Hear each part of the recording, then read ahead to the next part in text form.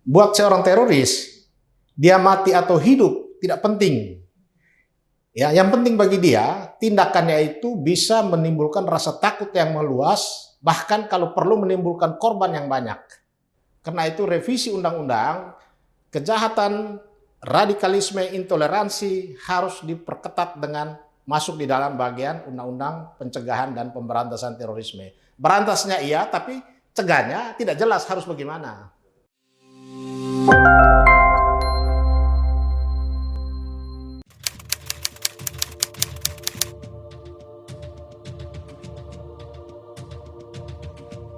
Pertama, saya ingin menyatakan bahwa ini kelengahan dari pihak Mabes Polri, terutama dari segi pengamanan terhadap lingkungan markas besar Kepolisian Republik Indonesia. Karena bagaimanapun, markas besar kepolisian itu adalah simbol daripada fasilitas publik. Ya, selama ini teroris-teroris di Indonesia itu selalu menjadikan target operasinya itu antara lain kantor polisi. Dan kemarin kita baru saja menghadapi peristiwa teror ledakan bom bunuh diri di Gereja Katedral di Makassar. Mestinya seluruh kepolisian di Indonesia disiagakan, disiap-siagakan. Sehingga peristiwa yang terjadi di Mabes Polri tadi sebetulnya tidak perlu terjadi. Karena bagaimana kita lihat dengan mudahnya seorang wanita masuk ke dalam dengan membawa pistol dan bisa lolos, sempat mengacung-acungkan senjata di hadapan aparat. Itu satu. Jadi ini kelalaian, ya, kelengahan. Yang kedua, namanya teroris itu salah satu tujuannya adalah menimbulkan ketakutan yang meluas. Lepas dari mereka berhasil melakukan peristiwa pembunuhan atau mengakibatkan kerusakan secara massal, tetapi dengan menimbulkan akibat ketakutan yang meluas di kalangan masyarakat, target itu sudah tercapai. Buat seorang teroris, dia mati atau hidup tidak penting.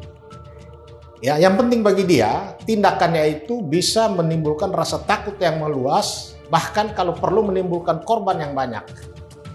Tetapi walaupun korbannya tidak ada, ya, bahkan dia sendiri jadi korbannya, tapi peristiwa tadi sudah berhasil menimbulkan rasa takut secara meluas di kalangan masyarakat, terutama kita orang-orang sipil ini. Polri pun, anggota Polri pun banyak yang pasti ketakutan karena mereka akan jadi target. Apalagi kita ini sebentar lagi memasuki, buat umat Kristen memasuki perayaan Paskah. Biasanya dari tahun ke tahun setiap peristiwa keagamaan dari umat Kristen selalu saja ancaman bom terjadi.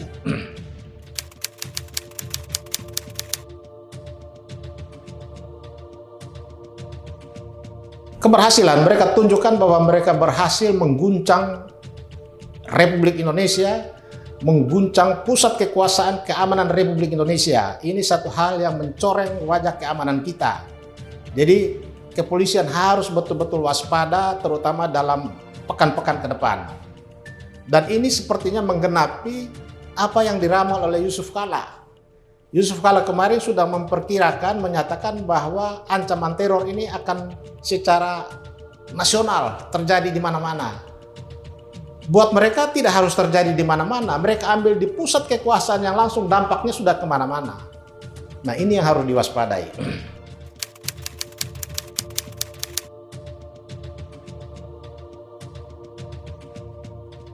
Polri sudah memetakan 12 provinsi menjadi zona merah terorisme. 12 provinsi ini harus betul-betul diwaspadai karena itu sudah menjadi basis mereka. Tetapi provinsi lain yang belum menjadi basis, sel-selnya itu kan sudah ada. Jadi kewaspadaan dari aparat kepolisian itu juga harus selalu 24 jam. Yang kedua, masyarakat pun harus dilibatkan dalam gerakan bersama untuk menangkal aksi-aksi teror seperti ini. Selama ini kita lihat penanganan terhadap masalah teror hanya ditangani oleh pihak kepolisian. Sementara masyarakat kurang diberdayakan, masyarakat tidak diberi peran secukupnya untuk menangkal dan melawan kelompok radikal atau terorisme ini. Ketika polisi hanya menjadi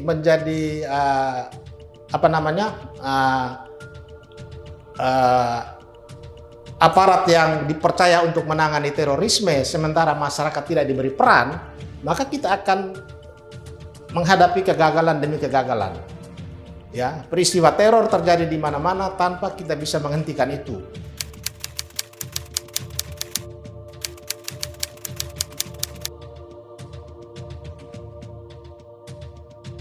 Masyarakat kan harus diajak, ya, diberdayakan. Setidak-tidaknya masyarakat proaktif menyampaikan informasi kepada aparat ketika melihat ada orang yang mencurigakan. Gitu. Kalau masyarakat tidak diajak, walaupun masyarakat merasa curiga terhadap orang-orang tertentu karena perilakunya, tapi masyarakat pun tidak berani menyampaikan informasi itu kepada aparat. Karena kadang-kadang juga mereka takut laporannya tidak benar, dia bisa dituntut balik pencemaran nama baik. Itu yang membuat masyarakat jarang menggunakan haknya atau kewajibannya untuk berperan serta terutama dalam menangkal gerakan radikal dan teroris.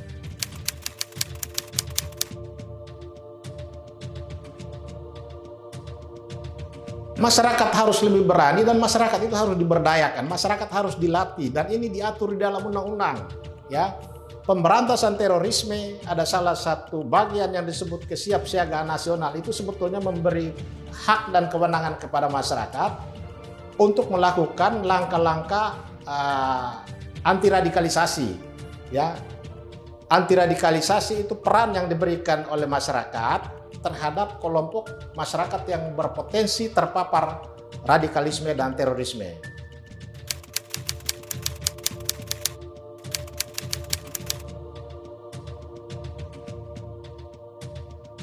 Ya, pertama, umat dan masyarakat dari agama lain perlu dilibatkan, ya, sebagai bagian dari kerjasama untuk kita membantu aparat menjaga wilayah masing-masing. Kemudian aparat juga harus betul-betul dilipat gandakan karena potensi, ya, baru kemarin terjadi di Makassar, hari ini terjadi di Jakarta, bahkan di pusat kekuasaan yaitu Mabes Polri. Nah, sehingga kewaspadaan untuk mengamankan ke depan ini dalam rangka umat Kristen akan merayakan Paskah itu harus menjadi prioritas.